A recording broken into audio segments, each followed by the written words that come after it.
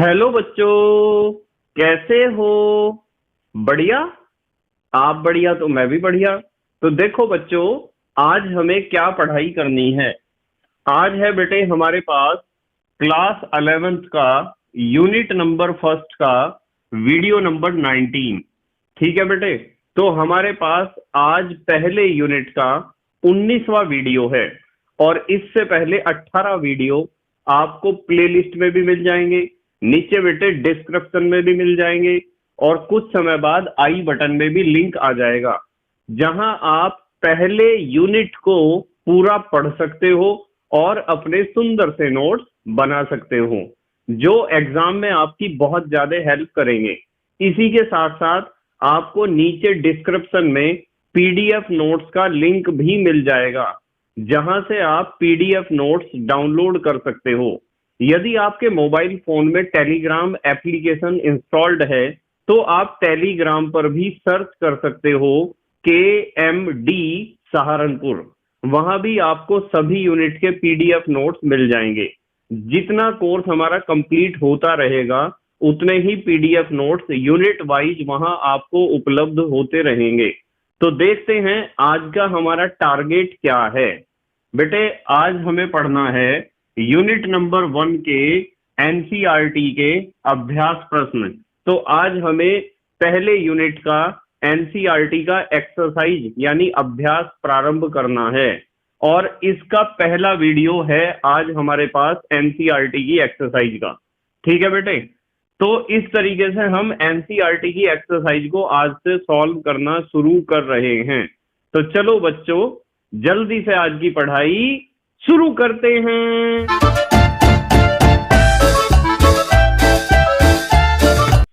तो बेटे आज हमें स्टार्ट करना है एनसीईआरटी का एक्सरसाइज पहले यूनिट का।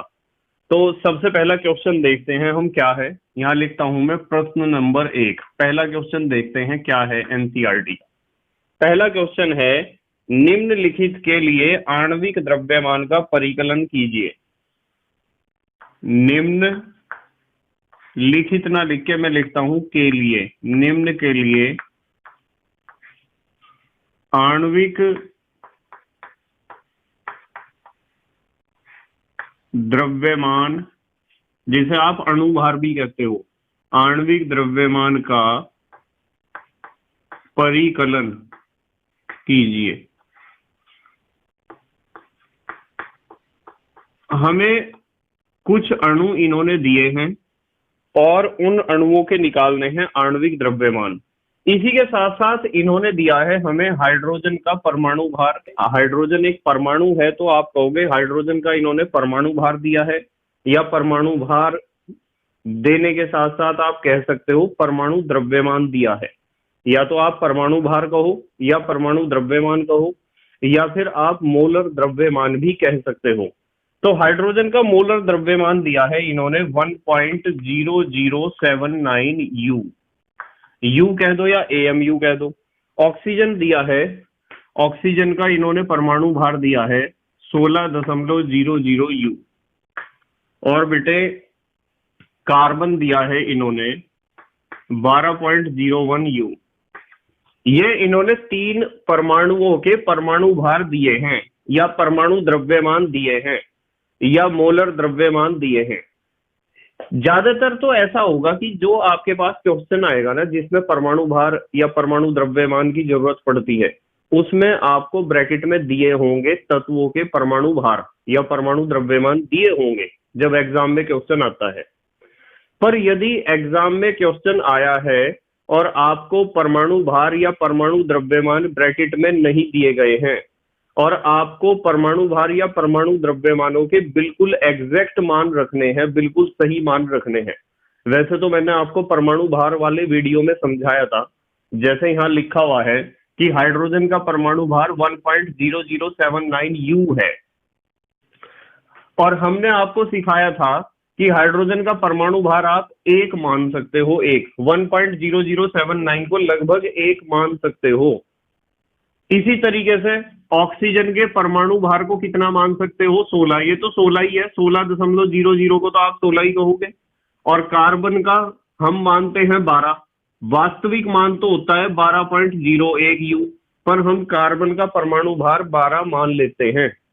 तो यदि आप लगभग में क्वेश्चन को सॉल्व करोगे, यानी यदि ये वैल्यू नहीं दिए हुए हैं, तो हाइड्रोजन को 1, ऑक्सीजन को 16 और कार्बन को 12 मानकर चल सकते हो, जैसा कि आपको परमाणु भार वाले वीडियो में सिखाया गया था। पर फिर भी कुछ बच्चे सोचते हैं कि सर हमारे स्कूल में तो, हमारे कोचिंग में तो जो है सर ने हमें बताया कि एग्जैक्ट वैल्यू रखनी है। तो बेटे एग्जैक्ट वैल्यू तो याद रखना थोड़ा मुश्किल है, पर फिर भी आप एक काम करो, मैं आपको दिखाता हूं सारणी। आप इस सारणी को देखो। यदि आप इस टेबल को देखोगे तो इस टेबल में आपको नजर आएगा कि एक दो टेबल बना रखी हैं एक दूसरे के समांतर, और इस टेबल में आपको नजर आ रहा है कि सबसे पहले लिखे हुए हैं तत्व, तत्व के बाद लिखे हुए हैं उनके संकेत, और संकेत के बाद लिखे हुए हैं उनके परमाणु क्रमांक, और परमाणु क्रमांक के बाद लिखे हुए हैं मोलर द्रव्यमान ग्राम प्रति मोल में। मोलर द्रव्यमान को ही आप परमाणु भार या परमाणु द्रव्यमान कह सकते हो। इस टेबल को बिल्कुल ध्यान से देखो। इस टेबल में आपको अल्फाबेटिकल ऑर्डर में तत्वों को बताया गया है। जैसे ए से स्टार्ट होता है एक्टीनियम, एक्टीनियम का संकेत क्या है Ac, इसका परमाणु क्रमांक क्या है 89, और मोलर द्रव्यमान यानी परमाणु भार क्या है 227.03। इसी तरीके से एल्यूमिनियम के बारे में दिया है। ये सब अल्फाबेटिकल ऑर्डर में दिए हैं, और ये तो बेटे बहुत सारे तत्व हैं, लगभग 118 तो होंगे ही हैं, क्योंकि आवर्त सारणी में 118 तत्व होते हैं। तो यदि ये 118 तत्व हैं, तो क्या हम इन 118 तत्वों के परमाणु क्रमांक और परमाणु भार याद कर लेंगे? नहीं कर सकते याद। तो यदि आप एग्जैक्ट वैल्यू याद करना भी चाहते हो, तो देखो ध्यान से देखो, मैंने कुछ तत्वों के ऊपर निशान लगा रखे हैं। देखो रेड कलर के पेन से देख रहे हैं आप, निशान लगा रखे हैं ना। जिन तत्वों के ऊपर निशान लगा रखे हैं वे कौन से हैं? ब्रोमीन है, कैल्शियम है, कार्बन है, क्लोरीन है, कॉपर है, हीलियम है, हाइड्रोजन है, आयोडीन है, आयरन है, और मैग्नीशियम। और अब दूसरे तरफ आ जाओ, nitrogen, oxygen, phosphorus, potassium, silver, sodium, sulphur. तो जिन तत्वों के ऊपर मैंने आपको निशान लगवाए हैं, ठीक है, स्क्रीनशॉट ले लो आप, स्क्रीनशॉट ले लो इस चीज का। जिन तत्वों के ऊपर मैंने आपको निशान लगवाए हैं, उन तत्वों के परमाणु भार या मोलर द्रव्यमान आपको जरूर याद रखने हैं। इनकी ही ज्यादातर जरूरत पड़ती है यदि आप एग्जैक्ट वैल्यू से क्वेश्चन को सॉल्व करना चाहते हैं। और यदि आप एग्जैक्ट वैल्यू से क्वेश्चन को सॉल्व करोगे तो वो बहुत अच्छा माना जाएगा कि बच्चे ने परमाणु भारों के यानी परमाणु द्रव्यमानों के या मोलर द्रव्यमानों के वास्तविक मान याद कर रखे हैं। तो इसका एक अच्छा इंप्रेशन पड़ता है।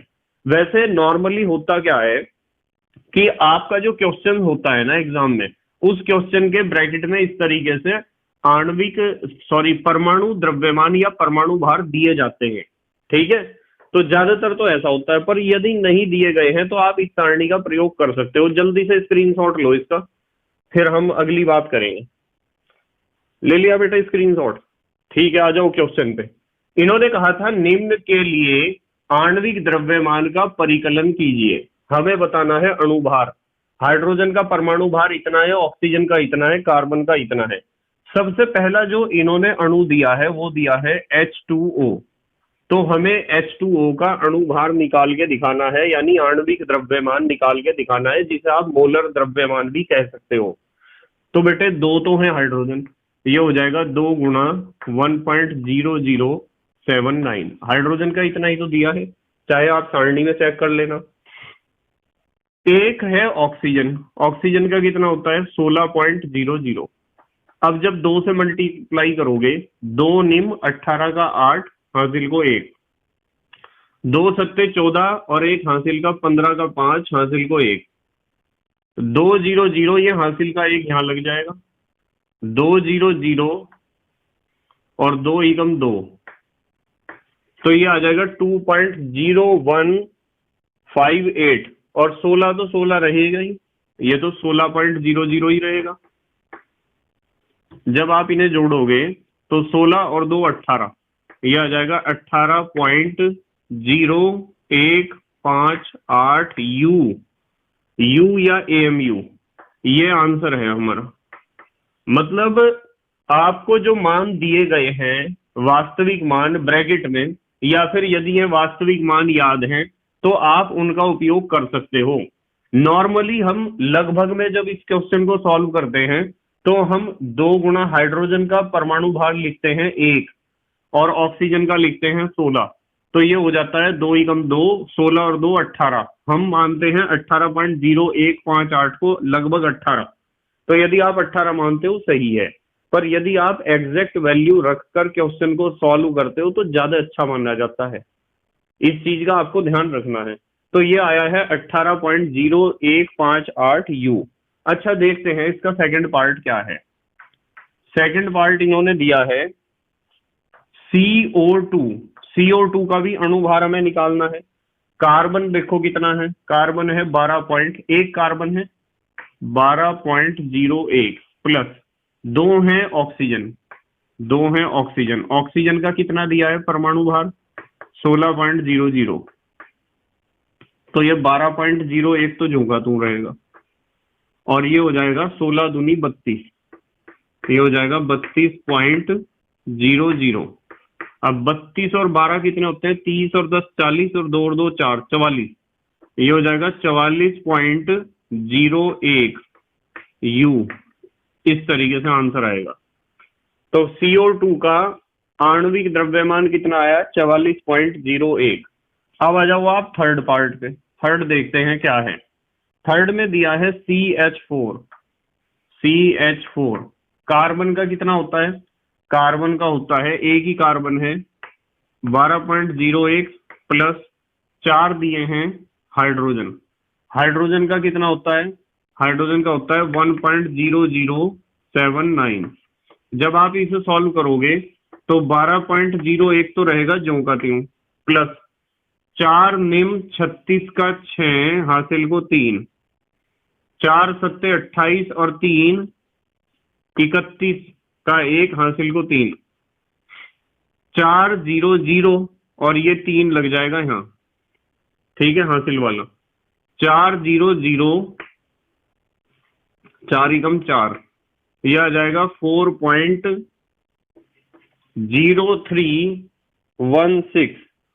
और जब आप 12.01 को 4.0316 में जोड़ोगे तो ये कितना आ जाएगा, देखो ये आ जाएगा 12 और 4 तो हो गए 16, 16 दशमलव, बस हासिल तो इसमें कहीं लगेगा ही नहीं, 0 0 ये तो 0 हो गया, 1 और 3 ये हो गया 4 और 1 6, इतने U।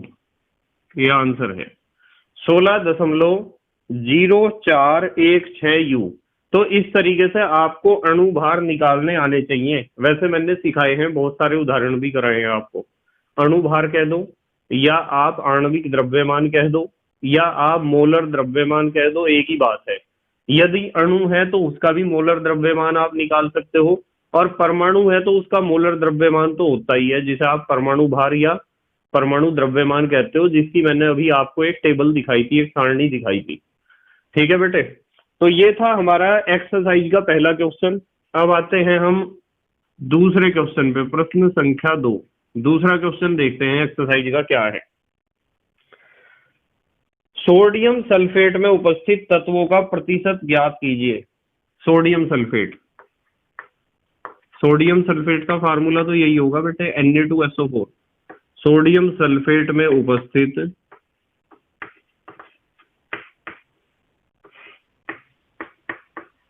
तत्वों का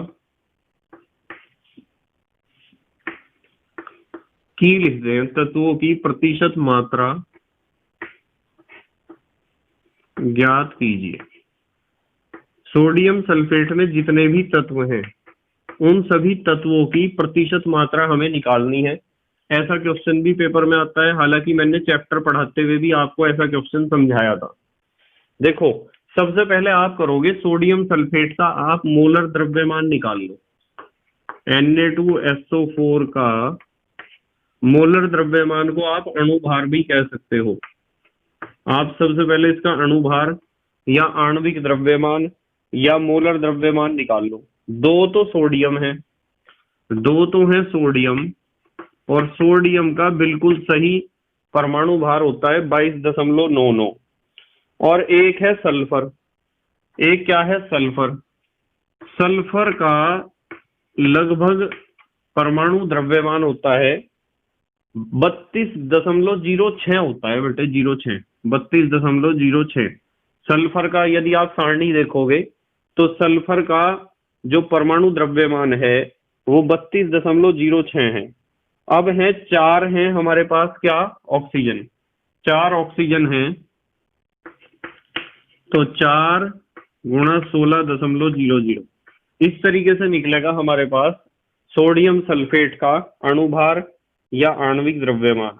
ये हो जाएगा 142.04। जोड़ लोगे ना इसे, इसकी इसमें गुणा करो, इसकी इसमें गुणा करो और जोड़ दो। जैसे देखो, आप गुणा तो कर ही लोगे।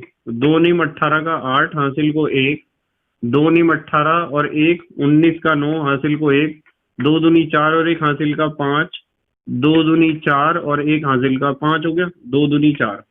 दशमलव कहाँ लगेगा? यहाँ लगेगा। प्लस 32.06 प्लस 16 चौक 64.00। अब इन्हें जोड़ना है। इन्हें तो जोड़ लोगे तीनों को, दशमलव के नीचे दशमलव आना चाहिए जब जोड़ते हैं। ये आ जाएगा 142.04। कितना आ जाएगा? 142.04 आ जाएगा। इतने यू आप लिख सकते हो। ये तो आ गया हमारे पास सोडियम सल्फेट का अणुभार, इसकी हमें जरूरत पड़ेगी। ठीक है, अब एक काम कर सकते हो आप, आपको निकालना है, यदि आप इसे अणुभार को अणुभार ना लिखकर यदि आप मोलर द्रव्यमान लिखते हो ना, मान लो आप अणुभार नहीं लिखते हो, बात तो एक ही है, अणुभार ना लिख के यदि आप यहां लिखते हो मोलर द्रव्यमान, मोलर द्रव्यमान यानी 1 मोल का द्रव्यमान, तो आप यहाँ यू ना लिख के ग्राम लिख सकते हो। ठीक है, तो आप ग्राम लिख सकते हो। ठीक है, अब देखो, सबसे पहले सोडियम का निकाल लो परसेंटेज कितना है। तो मैं यहां लिखता हूं परसेंटेज ऑफ सोडियम। सोडियम का कितना हिस्सा है? किसी यौगिक में या किसी अणु में किसी तत्व का यदि आपको परसेंटेज निकालना है तो उस तत्व का भार तो लिखना चाहिए ऊपर, और बटे में लिखना चाहिए यौगिक का मोलर द्रव्यमान, और गुणा करनी चाहिए 100 से। ये बात मैंने आपको सिखा रखी है। यदि आपको सोडियम का परसेंटेज निकालना है ना, तो आप सोडियम का भार या द्रव्यमान तो लिखो ऊपर, बटे नीचे लिखो यौगिक जो भी है सोडियम सल्फेट, उसका मोलर द्रव्यमान नीचे लिख लो, मोलर द्रव्यमान कह दो या अणुभार कह दो, और गुणा कर दो 100 से। ऐसे क्वेश्चन सॉल्व हो जाएगा हमारा। देखो, सोडियम का द्रव्यमान बताओ कितना है। सोडियम कहाँ था? सबसे पहले था सोडियम का, ये है 45.98। यही तो है बेटे सोडियम का। 2 परमाणु थे ना सोडियम के, और पूरे Na2SO4 का मोलर द्रव्यमान कितना आया है? 142.04, और गुणा करनी है 100 से। अब दशमलव से तो दशमलव कट जाएगा, ऊपर 4598 के आगे 2 जीरो लगाओ और उसे भाग कर दो नीचे वाली संख्या से। कैलकुलेशन करोगे जब आप ऊपर की गुणा करोगे, दशमलव से दशमलव उड़ाओगे और नीचे 142.04 है उससे भाग करोगे, तो ये आ जाएगा 32.37। ये कैलकुलेशन करके 32.37% आ जाएगा। एक तो उत्तर ही होगा हमारा। कैलकुलेशन कर लेना आप।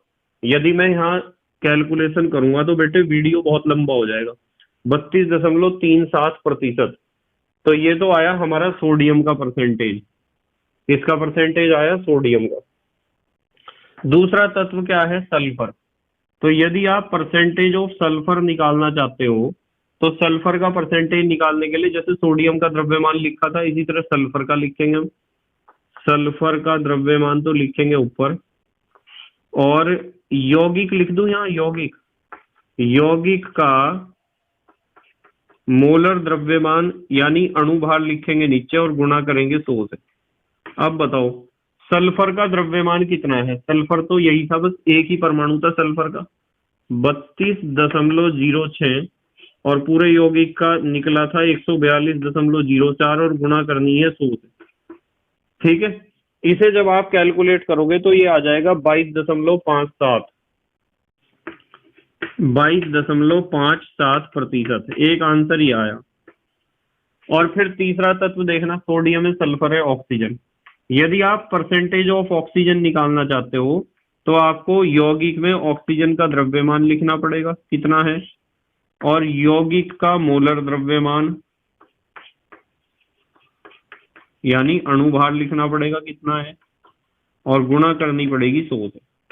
देखो ऑक्सीजन का द्रव्यमान देखो, ऑक्सीजन कितना है, 4 अणु थे ऑक्सीजन के, 16 चौक 64, ये लिखा हुआ है 64। 64/142.04 और गुणा 100। जब आप इसे कैलकुलेट करोगे तो ये आ जाएगा 45.06, 45.06%। वैसे एक काम और भी हो सकता है, एक काम ये हो सकता है कि आप इन दोनों को जोड़ो और 100 में से घटा दो तो ऑक्सीजन का परसेंटेज निकल जाएगा। ऐसे भी मैंने आपको सिखा रखा है ऑक्सीजन का परसेंटेज निकालना, कि आप जितने भी तत्वों की प्रतिशतता आपके पास है उन सभी तत्वों को आप जोड़ लो, उनकी प्रतिशतताओं को, और 100 में से घटा दो। ठीक है बेटे, अच्छा जल्दी से स्क्रीनशॉट लो, फिर अगले क्वेश्चन देखते हैं। ले लिया बेटे स्क्रीनशॉट? ठीक है, तीसरा क्वेश्चन देखो बेटे, तीसरा क्वेश्चन क्या है एक्सरसाइज का। तीसरा क्वेश्चन है Fe के उस ऑक्साइड का मूलानुपाती सूत्र ज्ञात कीजिए। Fe के उस ऑक्साइड का, Fe के उस ऑक्साइड का मूलानुपाती सूत्र, मूलानुपाती सूत्र ज्ञात कीजिए। उस ऑक्साइड का मूलानुपाती सूत्र ज्ञात कीजिए जिसमें 69.9% Fe, जिसमें 69.9% तो दे रखा है Fe, 69.9% तो लोहा है, वह 30.1% ऑक्सीजन है, वह 30.1% क्या है, ऑक्सीजन है। तो हमें बताना है मूलानुपाती सूत्र। ऐसा क्वेश्चन मैंने आपको चैप्टर में पढ़ाया था, देखो जरा ध्यान से कितना आसान क्वेश्चन है। सबसे पहले हम लिखेंगे यहाँ तत्व, तत्व के बाद हम लिखेंगे उस तत्व का परसेंटेज, और फिर लिखेंगे उस तत्व का परमाणु भार, और फिर लिखेंगे हम मोलों का अनुपात या मोल अनुपात, और मोल अनुपात के बाद हम लिखेंगे सरल अनुपात, सरल अनुपात। यही तो होते हैं बेटे कॉलम। कितने होने चाहिए? 5 होने चाहिए। देखो 1 2 3 4 5। तत्व कौन कौन से दे रखे हैं? एक तो दे रखा है Fe और एक दे रखा है ऑक्सीजन। परसेंटेज Fe की दे रखी है 69.9 और ऑक्सीजन की दे रखी है 30.1। परमाणु भार Fe का जो एग्जैक्ट होता है वो होता है 55.85। वैसे आप यदि 56 लिखोगे तब भी आपका क्वेश्चन बिल्कुल सही हो जाएगा। और ऑक्सीजन का होता है 16.00। अब आपको निकालना है मोल अनुपात यानी परसेंटेज बटे परमाणु भार। हमें 69.9 को भाग करनी है 55.85 से, और यहाँ 30.1 को भाग करनी है 16.00 से। तो जब आप 69.9 को 55.85 से भाग करोगे तो ये आ जाएगा 1.25। 1.25 तो ये आएगा, और ये आएगा 1.88। अब आपको निकालना है सरल अनुपात। मैंने आपको सिखाया है कि सरल अनुपात जब भी निकालना होता है तो दोनों में से छोटी संख्या छांट लो, छोटी संख्या से दोनों संख्याओं को भाग कर दो। तो छोटी संख्या 1.25 है, तो यहाँ हम 1.25 को भाग करेंगे 1.25 से, यह आ जाएगा 1, और यहाँ 1.88 को भाग करेंगे 1.25 से तो ये आ जाएगा लगभग 1.5 के बराबर, लगभग 1.5 के बराबर आ जाएगा। यदि वो 1 आया, यानी ऊपर तो आया हमारे पास 1 और ये आया 1.5, तो बेटे ये कोई सरल अनुपात तो है ही नहीं है, क्योंकि इसमें पूर्णांक तो है नहीं। तो आप एक काम करो, इन्हें पूर्णांकों में बदलने के लिए 2 से गुणा कर दो, इसे भी और इसे भी। यदि आप 2 से गुणा करोगे तो 1 दूनी 2 और 1.5 दूनी 3। अब तो सरल अनुपात आ गया, 2:3। तो सरल अनुपात में बदलने के लिए आप ऐसा कर सकते हो, बिल्कुल कर सकते हो, कोई दिक्कत नहीं है, 2:3। इसलिए मूलानुपाती सूत्र क्या होगा? इसलिए मूलानुपाती सूत्र हो जाएगा, क्या हो जाएगा बताओ? Fe का कितना अनुपात आया है? 2, तो मैं लिखूंगा Fe2। और ऑक्सीजन का कितना आया है? 3, O3। ये हमारा आंसर है, और इसकी जरूरत आगे भी पड़ने वाली है, ध्यान रखो। मूलानुपाती सूत्र निकालने मैंने आपको पहले भी सिखाए थे। ये क्वेश्चन नंबर जो 3 है, इसकी जरूरत पड़ेगी हमें क्वेश्चन नंबर 8 में, ध्यान रखना। जब क्वेश्चन नंबर 8 या 9 जो भी आएगा तो मैं आपको बता दूंगा। एक क्वेश्चन है जिसमें जरूरत पड़ती है इसकी। अब आते हैं हम क्वेश्चन नंबर 4 पर। 4 में 2 पार्ट दे रखे हैं, पहला पार्ट देखते हैं, क्वेश्चन नंबर 4 का पहला पार्ट। इन्होंने कहा है 1 मोल कार्बन को हवा में जलाने पर प्राप्त CO2 की मात्रा बताओ। 1 मोल कार्बन को, 1 मोल कार्बन को हवा में जलाने पर, हवा में जलाने पर प्राप्त CO2 की मात्रा बताओ। हमें बतानी है CO2 की मात्रा 1 मोल कार्बन को हवा में जलाने पर। बहुत आसान सा क्वेश्चन है, एकदम सॉल्व हो जाएगा। देखो भाई, कार्बन को जब आप हवा में जलाओगे तभी तो CO2 बनेगा। अब मुझे यूं बताओ, ये कार्बन का क्या है? 1 मोल, ठीक है। CO2 का कितना है? 1 मोल। तो आप यूं बताओ कि 1 मोल कार्बन से CO2 के कितने मोल बने? 1 मोल। और 1 मोल का द्रव्यमान कितना होता है बताओ? इसके मोलर द्रव्यमान के बराबर। और CO2 का मोलर द्रव्यमान तो आप निकाल सकते हो, वैसे तो आपको याद ही होगा। CO2 का अणुभार कितना होता है? 44 ही तो होता है। कितना होता है? 44। यदि आप लगभग में निकाल लोगे तो कार्बन का तो होता है 12 और 2 है ऑक्सीजन, ऑक्सीजन का होता है 16। तो 16 दूनी 32 और 12 44 ग्राम। मोलर द्रव्यमान 44 ग्राम होगा, 44 ग्राम होगा, ठीक है। तो 1 मोल कार्बन को हवा में जलाने पर 44 ग्राम कार्बन डाइऑक्साइड गैस प्राप्त होगी। तो आप लिख सकते हो, अतः 1 मोल कार्बन को हवा में जलाने पर, हवा में जलाने पर 1 मोल या 44 ग्राम CO2 प्राप्त होती है। 1 मोल को आप 44 ग्राम भी कह सकते हो, क्योंकि किसी भी अणु के 1 मोल का द्रव्यमान उसके अणु भार के बराबर होता है, या आणविक द्रव्यमान के बराबर होता है, जिसे हम कहते हैं मोलर द्रव्यमान। ये था फर्स्ट पार्ट, क्वेश्चन नंबर 4 का फर्स्ट। अब देखते हैं प्रश्न संख्या 4 का सेकंड पार्ट देखते हैं। चलो सेकंड पार्ट, सेकंड पार्ट क्या है? सेकंड पार्ट है 1 मोल कार्बन को 16 ग्राम ऑक्सीजन में जलाने पर, 1 मोल कार्बन को 16 ग्राम ऑक्सीजन में जलाने पर, 16 ग्राम ऑक्सीजन में जलाने पर प्राप्त CO2 की मात्रा बताइए। प्राप्त CO2 कितनी होगी? ऐसे लिख दूं बेटे, प्राप्त CO2 कितनी होगी, CO2 कितनी बनेगी, ये बताना है हमें।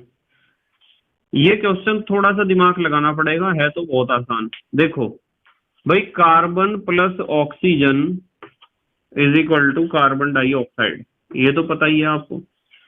हमें पता है 1 मोल तो इन्होंने कार्बन लिया है, कार्बन का तो लिया है इन्होंने 1 मोल, लिख दिया मैंने, 1 मोल लिया है इन्होंने कार्बन का। और ऑक्सीजन के लिए है 16 ग्राम। भाई ऑक्सीजन का अणुभार कितना होता है, 32। तो 32 ग्राम होते तो 1 मोल होता बेटे, 32 ग्राम होते तो क्या होता है, 1 मोल। पर इन्होंने तो 16 ग्राम लिए हैं। तो यदि ऑक्सीजन के नीचे आप 16 ग्राम लिखते हो, 16 ग्राम या करके लिखते हो आधा मोल, 16 ग्राम का मतलब आधा मोल ही तो होता है।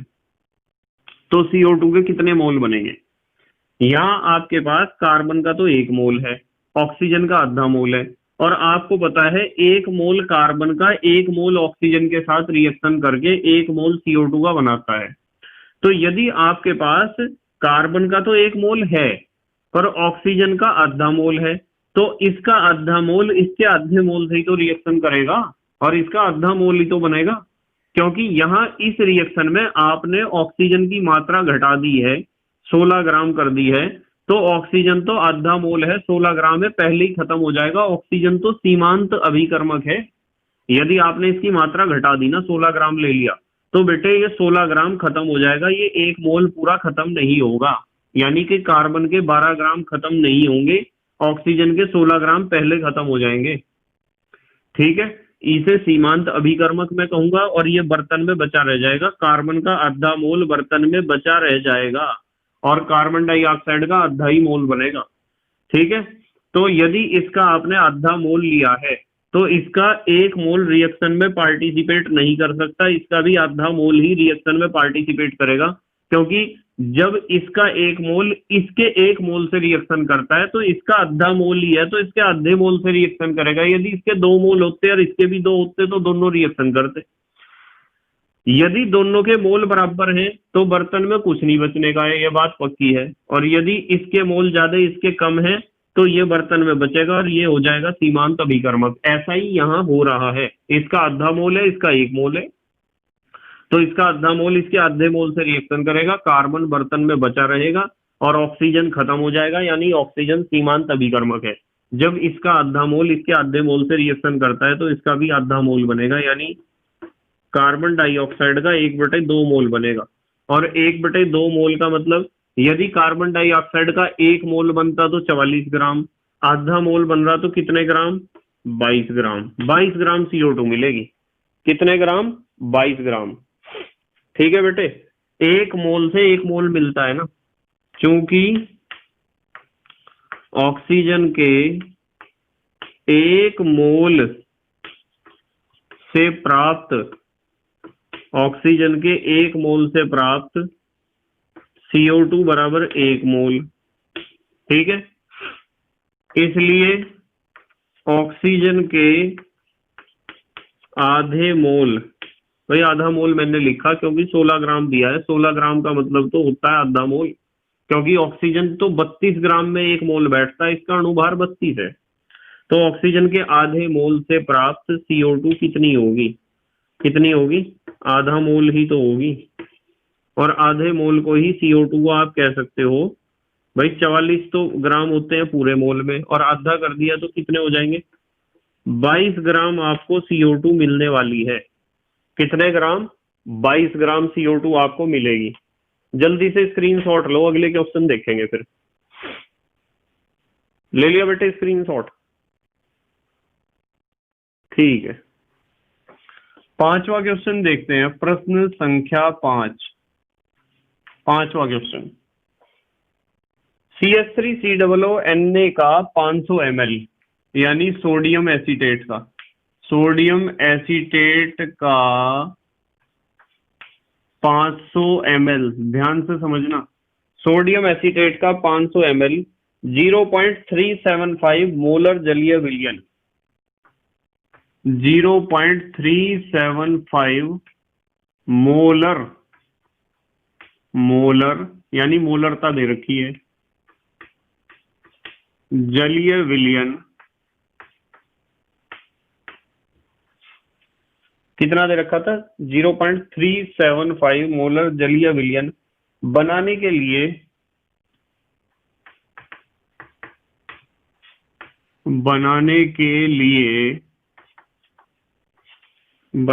लिए उसके कितने द्रव्यमान की आवश्यकता होगी? उसके माने सोडियम एसीटेट के, उसके कितने द्रव्यमान की आवश्यकता होगी? कितने द्रव्यमान की आवश्यकता होगी? हम बता देंगे कितने द्रव्यमान की आवश्यकता होगी। CH3COONA का मोलर द्रव्यमान भी दे रखा है इन्होंने, ब्रैकेट में लिख देता हूं। CH3COONA का मोलर द्रव्यमान दे रखा है 82.0245 82.0245 ग्राम प्रति मोल। ये भी मात्रक लिख सकते हो आप कि एक मोल में इतने ग्राम इसका द्रव्यमान है। बहुत आसान सा क्वेश्चन है, देखो हल करते हैं। यहां से हल करेंगे इस क्वेश्चन को। इन्होंने W पूछा है। देखो इन्होंने कहा है CH3COONA का 500 ml विलियन बनाया है इन्होंने 500 ml, तो हम लिखेंगे विलियन का आयतन, वॉल्यूम ऑफ टी। विलियन का आयतन दे रखा है 500 मिलीलीटर। और आपको पता है जब भी मोलरता निकालनी हो तो विलियन का आयतन लीटर में चाहिए होता है, तो आप मिलीलीटर को लीटर में कन्वर्ट कर लोगे। इसे 500 को भाग करोगे 1000 से, तो ये आ जाएगा 1/2 लीटर। ये तो आ गया हमारे पास विलियन का आयतन। CH3COONA का 500 ml 0.375 मोलर जलीय विलयन, मोलरता दे रखी है, कितनी दे रखी है मोलरता? 0.375 ये दे रखी है मोलरता। बनाने के लिए उसके कितने द्रव्यमान की आवश्यकता होगी? इन्होंने पूछा है हमारे से WB, विले के लिए B लिखते हैं ना, WB इन्होंने पूछा है। और आप एक काम करो, CH3COONA का आप अणुभार तो निकाल लोगे क्या? दे दिया इन्होंने तो अणुभार, MB कितना दिया है अणुभार? इन्होंने दिया है 82.0245, इतना दिया है इन्होंने अणुभार। बस आपको मोलरता का फार्मूला लगाना है। मोलरता का फार्मूला तो लगा दोगे, क्योंकि मोलरता होती है विले का भार बटे विले का अणुभार गुणा विलयन का आयतन लीटर में, ये है। और आपको निकालना क्या है? निकालना है WB, ये निकालना है। तो यदि इसे निकालना है तो इन तीनों की गुणा कर दो आपस में, वज्र गुणा हो जाएगी ना, क्रॉस मल्टीप्लीकेशन। मैं यहां से लिखता हूं, इसलिए WB यदि आपको निकालना है तो आप मोलरता की और अणुभार या मोलर द्रव्यमान की और विलयन का आयतन लीटर की गुणा कर दो आपस में। यदि आप इनकी गुणा कर दोगे तो उत्तर आ जाएगा। मोलरता कितनी है? 0.375, 0.375 तो मोलरता है, गुणा MB कितना है? 82.0245, 82.0245। और आयतन कितना था? 1/2 लीटर। 1/2 लीटर को 0.5 लिख दो, एक ही बात है, 1/2 लिख दो या 0.5 लिख दो। जब आप इसे हल करोगे ना, इन तीनों की गुणा करोगे आपस में, भाई 1/2 लिखो या 0.5 लिखो, एक ही बात है। जब आप इसकी गुणा करोगे तो ये आ जाएगा 15.379, 15.379 ग्राम। ये हमारा उत्तर है, ठीक है। गुणा करके देख लेना आप, इतना ही आएगा। अब आते हैं हम अगले क्वेश्चन पे, प्रश्न संख्या 6। थोड़ा सा ध्यान से समझना पड़ेगा, बहुत ध्यान से समझना पड़ेगा क्वेश्चन को। सांद्र HNO3 के उस प्रतिदर्श की मोल प्रति लीटर में सांद्रता का परिकलन कीजिए। सांद्र HNO3 के उस प्रतिदर्श कहते हैं सैंपल को, नमूने को, वानगी को। प्रतिदर्श की मोल प्रति लीटर, यानी मोलरता पूछ रहे हैं में सांद्रता का, इस चीज को अलग करो यहां से, ये पिछले क्वेश्चन का, सांद्रता का परिकलन कीजिए, सांद्रता का परिकलन कीजिए जिसमें उसका द्रव्यमान प्रतिशत 69% हो, जिसमें उसका द्रव्यमान प्रतिशत बराबर 69%, 69% हो। द्रव्यमान प्रतिशत तो सिखाया था, भार प्रतिशत कह दो या द्रव्यमान प्रतिशत, और घनत्व दे रखा है 1.41 ग्राम प्रति मोल हो।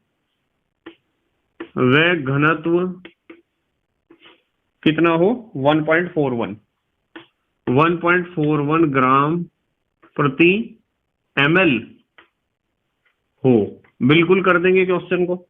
इन्होंने कहा है कि सांद्र HNO3 का मोलरता बताओ। मोल प्रति लीटर का मतलब मोलरता ही तो होता है, मोलरता बतानी है। और उन्होंने द्रव्यमान प्रतिशत दे रखा है 69%, का मतलब है 100 ग्राम विलियन में 69 ग्राम विले है। 100 ग्राम विलियन में 69 ग्राम क्या है? विले। यहां से देखते हैं, चलो उत्तर ध्यान से देखियो जरा। भाई इन्होंने HNO3 ले रखा है, तो HNO3 तो हो गया विले, और मैं इसे लिख दूंगा, विले को लिखते हैं हम D से। यहाँ तो हम विले की बात करेंगे। और किस में घोल रखा है? पानी में। यहाँ लिख देता हूं, चलो पानी मान लो हमारे पास विलायक है, और यहाँ हम लिखेंगे विलियन। विलियन को किससे लिखते हो आप? T से, विलायक को A से, और विले को B से।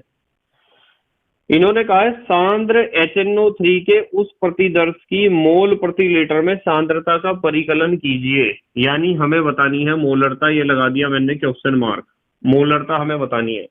परिकलन कीजिए जिसमें उसका द्रव्यमान प्रतिशत 69% हो। इसका मतलब इसका भार दे रखा है, कितना दे रखा है? 69 ग्राम, ठीक है। और प्रतिशत है तो विलियन कितना होगा? 100 ग्राम। विलियन के भार को यहाँ लिख दूं कोमा लगा के, WT। विलियन का भार कितना होगा? 100 ग्राम। विलियन का भार कितना बेटे? 100 ग्राम है। तो इन्होंने कहा था 69% हो द्रव्यमान प्रतिशत, तो हमने यहाँ तो लिख लिया 69 ग्राम और वहां लिख लिया 100 ग्राम, क्योंकि प्रतिशत है। मैंने द्रव्यमान प्रतिशत आपको सिखाया था कि किसी विलियन के 100 ग्राम में उपस्थित विले की ग्राम में मात्रा। 69% है तो विले तो 69 ग्राम है, और विलियन पूरा कितना हो जाएगा? 100 ग्राम। यानी इसमें पानी मिला के तब 100 ग्राम होगा ये, 69 ग्राम में पानी मिला के। आप एक काम करो, HNO3 का आप मोलर द्रव्यमान निकाल लो, यानी अणुभार निकाल लो HNO3 का।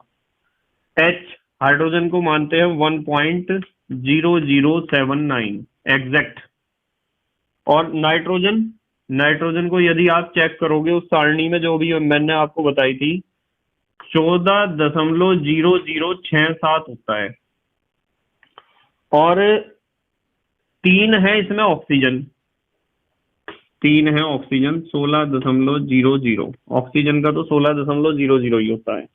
जब आप इसे जोड़ोगे ना तीनों को, तो ये आ जाएगा 63.0146। ठीक है, ये आ गया इसका क्या? अणुभार, या फिर आप कह सकते हो मोलर द्रव्यमान। अब आप एक काम करो, इन्होंने हमें यूं भी तो कहा है कि 69% द्रव्यमान प्रतिशत है और घनत्व 1.41 है। बेटे विलियन का घनत्व भी तो दिया है, DT, डेंसिटी ऑफ T 1.41 ग्राम प्रति ml, ग्राम प्रति ml। अब मुझे एक बात बताओ, आप आयतन निकाल लोगे? फार्मूला तो पता है आपको फार्मूला पता है, घनत्व बराबर होता है द्रव्यमान बटे आयतन, पता है ना। तो यदि आयतन निकालना हो, यदि आपको आयतन निकालना हो तो द्रव्यमान बटे क्या हो जाएगा, घनत्व, यही तो होगा। और द्रव्यमान कितना है, कितना है 100 ग्राम, 100 ग्राम है ना, ये लिख लिया 100 बटे घनत्व कितना है 1.41, कितना है 1.41। तो 100 बटे 1.41 इतने ml मिलीलीटर में आया है, यह आयतन आया है मिलीलीटर में। अच्छा, आयतन को VT से तो लिखोगे आप, विलियन का आयतन। भाई 100 बटे 1.41 ml आया है, और मिलीलीटर को यदि लीटर में कन्वर्ट करना है तो आप क्या करोगे, आप 1000 से भाग करोगे इसे। अब ये लीटर में कन्वर्ट हो गया, 2 जीरो से तो 2 जीरो गए, और ये दशमलव आ जाएगा यहाँ, 10 के कारण एक अंक आगे लिया हो इसे, 1/14.1। अब ये लीटर में कन्वर्ट हो गया है बेटे, किसमें, लीटर में। तो 1/14.1 हमने आयतन को लीटर में बदल लिया है। अब आपको निकालनी है मोलरता, ये जो प्रॉब्लम है हमारी। देखो इन्होंने दिया था सांद्र HNO3 के उस प्रतिदर्श की मोल प्रति लीटर में सांद्रता, मोल प्रति लीटर माने मोलरता, सांद्रता का परिकलन कीजिए जिसमें उसका द्रव्यमान, जिसमें आना चाहिए था बेटे, जिसमें उसका द्रव्यमान प्रतिशत 69 है। तो हमने HNO3 को तो 69 ग्राम और पूरे विलियन को 100 ग्राम मान लिया, और घनत्व इन्होंने दिया था 1.41। हमने यहाँ अणुभार निकाल लिया HNO3 का, और घनत्व का इस्तेमाल कर लिया फार्मूले से, घनत्व बराबर द्रव्यमान बटे आयतन। तो इसलिए आयतन बराबर हो जाएगा द्रव्यमान बटे घनत्व। द्रव्यमान कितना था विलियन का, ये है विलियन का भार या विलियन का द्रव्यमान 100 ग्राम, और घनत्व कितना है 1.41। ये आयतन आया हमारे पास मिलीलीटर में, मिलीलीटर को लीटर में बदलने के लिए हमने नीचे 1000 से क्या कर दिया, भाग कर दिया 1000 से, 2 जीरो से 2 जीरो गए, तो ये 1.41 की 10 से जब गुणा करोगे तो 0.1 अंक आगे आ जाएगा, 1/14.1 इतने लीटर है। हमें निकालनी है मोलरता, तो यहां से मैं मोलरता निकालता हूं। अब मोलरता का फार्मूला होता है विलेय का भार बटे अणुभार गुणा आयतन विलियन का, किसमें, लीटर में। इसमें वैल्यू पुट करेंगे। विलेय का भार बताओ कितना है, ये रहा WB 69 ग्राम है, और अणुभार कितना है 63.0146, और आयतन लीटर में कितना है 1/14.1। अब आपको पता है ये तो ऊपर चला जाएगा, ये हो जाएगा 69 × 14.1 अपॉन 63.0146। इन दोनों की गुणा करो और इससे भाग कर दो। जब उनकी गुणा करोगे 69 की 14.1 में, तो ये आ जाएगा 972.9। 972.9 को भाग करना है 63.0146 से, और जब आप 972.9 को 63.0416 से भाग करोगे तो ये आ जाएगा 15.439। 15.439 कैपिटल M, चाहे तो ये आंसर दे दो, या फिर आप दे सकते हो 15.439 मोल प्रति लीटर, ये वाला आंसर भी दे सकते हो। इन्होंने मोल प्रति लीटर में ही तो पूछा था ना, तो आप चाहे मात्रक मोल प्रति लीटर लिख दो, चाहे आप लिख दो खाली कैपिटल M, 15.439 कैपिटल M। जल्दी से स्क्रीनशॉट लो, अगला क्वेश्चन देखते हैं फिर। ले लिया बेटे स्क्रीनशॉट, ठीक है। 7वां क्वेश्चन देखते हैं बेटे, प्रश्न संख्या 7, देखते हैं क्या है। 100 ग्राम कॉपर सल्फेट से कितना कॉपर प्राप्त किया जा सकता है। यह है बेटे 100 ग्राम कॉपर सल्फेट से कितना कॉपर प्राप्त किया जा सकता है। बहुत आसान क्वेश्चन है, एकदम समझ में आ जाएगा आपके। और इन क्वेश्चन से बच्चे डर जाते हैं। जब एग्जाम में क्वेश्चन आते हैं ना, तो बच्चे डर जाते हैं बहुत ज्यादा। और डरने की कोई जरूरत नहीं है बेटे। कॉपर सल्फेट है ना, तो आप एक काम करो भाई, कॉपर सल्फेट का आप मोलर द्रव्यमान निकाल लो। मोलर द्रव्यमान, जिसे आप कहते हो अणुभार, निकाल लोगे। कॉपर होता है Cu है, सबसे पहले Cu का परमाणु भार होता है 63.54। 63.54 तो ये हो गया। प्लस सल्फर, सल्फर का होता है 32.06। सल्फर हमने लिख लिया 32.06। प्लस हमारे पास 4 हैं ऑक्सीजन, तो 4 ऑक्सीजन हैं, तो आप लिख सकते हो 4 गुणा 16.00। ऑक्सीजन को तो 16 ही लिख लो चाहे। तो जोड़ लोगे इन्हें, जब आप इन्हें जोड़ोगे तो ये आ जाएगा 159.6। 159.6 ग्राम आया है। ठीक है, ग्राम मैंने इसलिए लिखा है क्योंकि यहाँ लिख रखा है मोलर द्रव्यमान। एक मोल का द्रव्यमान 159.6 ग्राम। अब मुझे यूं बताओ कि 159.6 ग्राम में कॉपर कितना है। कॉपर कॉपर कितना है, 63.54 ग्राम है ना। कितना है, 63.54 ग्राम। तो आप लिख सकते हो, चूंकि कितना आया था टोटल, 159.6 ग्राम कॉपर सल्फेट से प्राप्त कॉपर। इससे कितना कॉपर प्राप्त होगा हमें, जितना इसमें है उतना ही तो प्राप्त हो सकता है, उससे ज्यादा थोड़ा ही होगा। इसमें कॉपर कितना है, 63.54 ग्राम। तो यदि मैं कहूं 1 ग्राम कॉपर सल्फेट से प्राप्त कॉपर, तो आप क्या लिखोगे, 63.54 बटे कितना लिखोगे, 159.6 इतने ग्राम। और यदि मैं कहूं कि इन्होंने पूछा है 100 ग्राम से बताओ, इसलिए 100 ग्राम से कितना होगा बेटे, 100 ग्राम कॉपर सल्फेट से प्राप्त कॉपर, 100 ग्राम से कितना हो जाएगा, 63.54 और बटे में 159.6 और गुणा किससे करनी है, 100 से। जब 100 से गुणा करोगे तो ये दशमलव उड़ाने के बाद कर लोगे कैलकुलेशन, ये आ जाएगा हमारे पास 39.81। इतना आ जाएगा, कैलकुलेट कर लेना। ठीक है, जोड़ घटा गुणा भाग करने की बेटे प्रैक्टिस कर लो। यदि आप जोड़ घटा गुणा भाग नहीं करोगे, प्रैक्टिस नहीं करोगे, तो एग्जाम में प्रॉब्लम आएगी।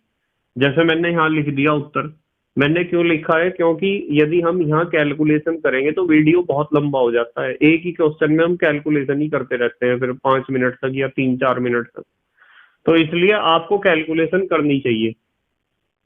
ठीक है, आपको ऐसे नहीं करना है कि मैंने यहाँ ये वैल्यू रखी और आंसर लिख दिया, तो आपको नहीं करना है ऐसे। कितने उत्तर रटोगे आप, आपको कैलकुलेशन करने की प्रैक्टिस होनी चाहिए। जितना ज्यादा जोड़ घटा गुणा भाग आप करोगे, उतना ही आप अच्छा कैलकुलेशन कर पाओगे। जोड़ घटा गुणा भाग 4 ही तो चीज होती है, ये करनी आनी चाहिए आपको। चलो देखते हैं प्रश्न संख्या 8। 8वां क्वेश्चन देखते हैं, चलो क्या है। आयरन के ऑक्साइड का आणविक सूत्र ज्ञात कीजिए। आयरन माने लोहा, आयरन यानी लोहे के ऑक्साइड का, आयरन के ऑक्साइड का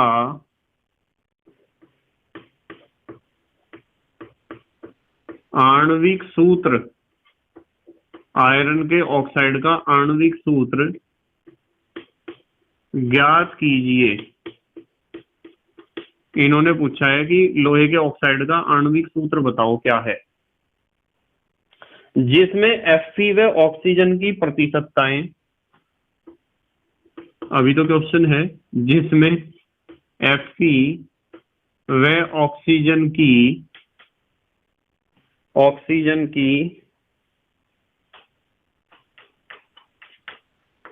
प्रतिशत मात्रा दे रखी है, दोनों की प्रतिशत मात्रा 69.9%, 69.9% ऐसी थी तीसरे क्वेश्चन में भी, वह 30.1%, वे 30.1% हैं। तीसरा क्वेश्चन करा था हमने, मैंने कहा था कि आपको जरूरत पड़ेगी इस क्वेश्चन की 8वें क्वेश्चन में। देखो 8वां क्वेश्चन है, ठीक है। 30.1% है। मोलर द्रव्यमान दे रखा है इन्होंने इसका 159.8। मोलर द्रव्यमान दे रखा है किसका? आयरन के ऑक्साइड का। कितना दे रखा है? 159.8। इतने ग्राम लिख सकते हो आप, ग्राम। देखो चलो इस क्वेश्चन को कैसे सॉल्व करेंगे। देखो एक चीज ध्यान रखनी है, जैसे आपने क्वेश्चन नंबर 3 करा था, तीसरा क्वेश्चन, उसमें भी यही परसेंटेज थी लोहे की और ऑक्सीजन की।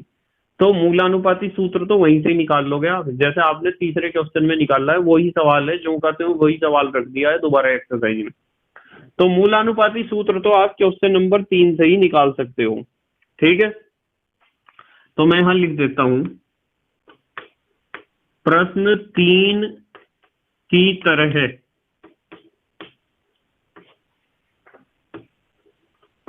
मूलानुपाती सूत्र, प्रश्न 3 की तरह मूलानुपाती सूत्र निकालना है या ज्ञात करना है, ठीक है। उत्तर में एग्जाम में ऐसा ना लिख के आ जाइए कभी, एग्जाम में इसे चेप दो आप जो का त्यों। ध्यान रखना है एग्जाम में नहीं लिखना है ये उत्तर, एग्जाम में उसे करके दिखाना है कि कैसे हमने क्वेश्चन नंबर 3 में करा है उसे करना है। और आप एक काम करना, आप अपनी नोटबुक जो बनाओगे ना, नोट्स जो बनाओगे, उसमें इस क्वेश्चन को हल करना, यहाँ इसे हल करना है आपको मूलानुपाती सूत्र तक, ठीक है। और मूलानुपाती सूत्र क्या आया था? मूलानुपाती सूत्र आया था हमारा, हल करके आ जाएगा, मैं यहां लिखता हूं, अतः मूलानुपाती सूत्र, मूलानुपाती सूत्र जो हमने वहां हल करा था क्वेश्चन, क्या आया था वहां बेटे? वहां आया था Fe2O3, याद आ गया होगा आपके, Fe2O3 आया था वहां, यह मूलानुपाती सूत्र है। तो अब आप एक काम करो ना, मूलानुपाती सूत्र बाहर निकाल लो आप, इसलिए मूलानुपाती सूत्र बाहर निकाल लो। मूलानुपाती सूत्र बाहर कैसे निकलेगा बताओ? 2 तो है Fe, और Fe का परमाणु भार होता है 55.85। सारणी अभी दिखाई थी ना आपको, आपने स्क्रीनशॉट लिया होगा। और 3 है ऑक्सीजन, ऑक्सीजन होता है 16.00। तो जब आप इन्हें जोड़ोगे तो ये आ जाएगा आपके पास 159.7, 159.7, ये आ गया मूलानुपाती सूत्र भार। अब हमें निकालना होता है N। N तो निकालना सिखाया था मैंने आपको, N कैसे निकलता है? N निकलता है अणु भार या आणविक द्रव्यमान या मोलर द्रव्यमान जो भी है, अणु भार बटे मूलानुपाती सूत्र भार। बताओ अणु भार तो उन्होंने दिया है, कहाँ दिया है? ये रहा, मोलर द्रव्यमान दिया है।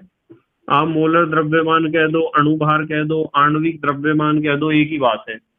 इसे डिवाइड करना है मूलानुपाती सूत्र भार से। मूलानुपाती सूत्र भार कितना निकला है? अरे तो दोनों वैल्यू लगभग एक जैसी आ गई, लगभग क्या बिल्कुल एक जैसी है, दशमलव के बाद ही तो एक अंक का अंतर आ रहा है, तो ये तो लगभग 1 के बराबर हो जाएगा। फिर मैंने आपको एक फार्मूला बताया था, फार्मूला बताया था कि यदि आपको अणु सूत्र निकालना है, यदि आपको क्या निकालना है? अणु सूत्र। तो अणु सूत्र निकालने का तरीका यह है कि आप मूलानुपाती सूत्र लिखो और मूलानुपाती सूत्र को गुणा कर दो N से। तो हमारा मूलानुपाती सूत्र क्या था? Fe2O3, और N कितना निकला है? 1। तो इसका मतलब इसका जो मूलानुपाती सूत्र है और जो अणु सूत्र है दोनों एक जैसे हैं। इसका मूलानुपाती सूत्र भी Fe2O3 है और अणु सूत्र भी Fe2O3 ही है, ठीक है। आयरन के ऑक्साइड का, कौन से ऑक्साइड का? जिसमें लोहा तो है 69.9% और ऑक्सीजन है 30.1%। ठीक है बेटे। अच्छा जल्दी से स्क्रीनशॉट लो और देखते हैं क्वेश्चन। ले लिया बेटे स्क्रीनशॉट? ठीक है। प्रश्न संख्या 9। प्रश्न संख्या 9 को देखो बेटे। इन्होंने कहा है निम्न आंकड़ों के आधार पर Cl के औसत परमाणु द्रव्यमान ज्ञात कीजिए। निम्न आंकड़ों के आधार पर, निम्न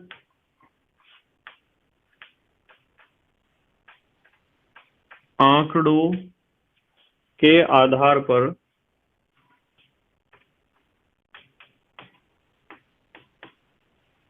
निम्न आंकड़ों के आधार पर Cl का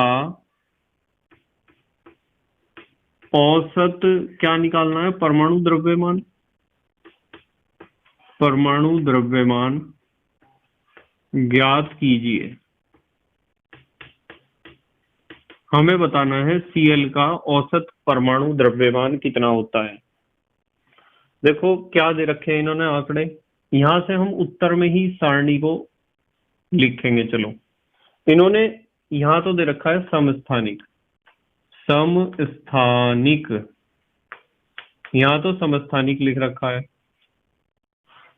समस्थानिक के बाद लिखा है प्रतिशत प्राकृतिक बाहुल्यता। प्रतिशत प्राकृतिक बाहुल्यता की प्रकृति में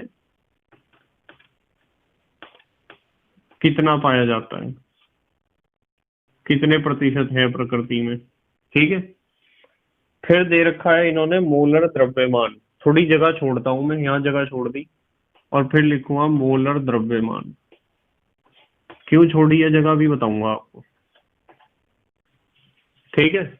इस तरीके से इन्होंने ये एक सारणी दे रखी है। ठीक है बेटे, सोना नहीं है किसी को, कभी सो जाओ, जागते रहियो जरा। एक तो दे रखा है इन्होंने 35 Cl, यानी कि एक तो समस्थानिक ऐसा दे रखा है जिसका परमाणु भार कितना है 35, या परमाणु द्रव्यमान कितना है 35, और एक दे रखा है 37 Cl, ये दे रखे हैं दो। और जो 35 वाला Cl है इसकी परसेंटेज प्राकृतिक बाहुल्यता दे रखी है 75.77, 75.77, और 37 वाले की दे रखी है 24.23, 24.23, और मोलर द्रव्यमान दे रखे हैं 34.9689, 34.9689, और दूसरे का दे रखा है 36.9659, 36.9659, ये दे रखे हैं। अब आपको एक काम करना है, जो जगह मैंने छुटवाई है बीच में उसमें लिखना है आंशिक बाहुल्यता। आपको लिखना है आंशिक, ये हम लिखेंगे बाद में, ध्यान से सुन लो इस बात को। आंशिक बाहुल्यता लिखी है हमने। और जो आपकी परसेंटेज प्राकृतिक बाहुल्यता, इसे 100 से भाग करोगे तो 0.2 अंक इधर, इसे 100 से भाग करोगे 0.2 अंक इधर, तो ये आ जाएगा 0.7577, और ये आ जाएगा 0.2423। अब आपको एक चीज और ध्यान रखनी है कि ये तो, इसे तो आप मान के चलो F, आंशिक बाहुल्यता को F मान लो, और मोलर द्रव्यमान को आप एटॉमिक मास या एटॉमिक वेट मान लो। ठीक है, ए से मान लो इसे। बस अब आपको फार्मूला पता ही है, सिंपल सा फार्मूला है। यदि आपको औसत परमाणु द्रव्यमान निकालना है, जिसे आप कह सकते हो ए बार, ठीक है, ए बार निकालना है, तो आपको फार्मूला लगाना पड़ेगा सिग्मा एफ ए का। Sigma F A, sigma F A तो आप समझते हो। सिग्मा एफ ए का मतलब होता है F1A1 प्लस F2, दो ही तो है हमारे पास, समस्थानिक दो हैं, तो आप लिख सकते हो F1A1 प्लस F2A2 ऐसे ही तो करेंगे। F1 कितना है बताओ, F1 ये रहा और A1 ये रहा, 0.75 0.7577 ये 7 है। A1 कितना है, A1 है 34.9689, 34.9689 प्लस F2 कितना है 0.2423 और A2 कितना है 36.9659। ठीक है, अब इनकी मल्टीप्लाई करनी है हमें। इनकी जब आप मल्टीप्लाई करोगे तो ये आ जाएगा 26.4959। इनकी मल्टीप्लाई करोगे 26.4959 तो एक आएगा, प्लस इनकी मल्टीप्लाई करोगे 8.9568, 8.9568 एक आ जाएगा। अब जोड़ तो लोगे ही दोनों को, जब दोनों को जोड़ोगे 35.4527, इतने U, क्या कह सकते हो, इतने U या AMU। और यदि आप कहोगे मोलर द्रव्यमान तो आप कह सकते हो ग्राम। तो 35.4527 U आया है क्लोरीन का औसत परमाणु द्रव्यमान। ठीक है बेटे, अब जल्दी से हमारे देश के प्यारे प्यारे बच्चे स्क्रीनशॉट लेंगे। ले लिया बेटे स्क्रीनशॉट? ठीक है, तो बेटे मुझे उम्मीद है कि आज के हमारे पहले यूनिट के एक्सरसाइज के क्वेश्चंस कितने करे हैं हमने आज करे हैं 9 क्वेश्चंस। ये 9 क्वेश्चंस आपकी समझ में आए होंगे और ये करने बहुत जरूरी होते हैं।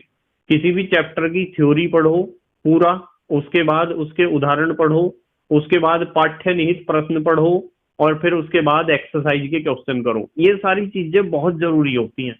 इसके बाद आपको क्वेश्चन बैंक से प्रैक्टिस करनी चाहिए या फिर आप रेफरेंस बुक, जो भी साइड बुक आपकी लगाई गई है स्कूल में या ट्यूशन में, उससे पढ़ना चाहिए।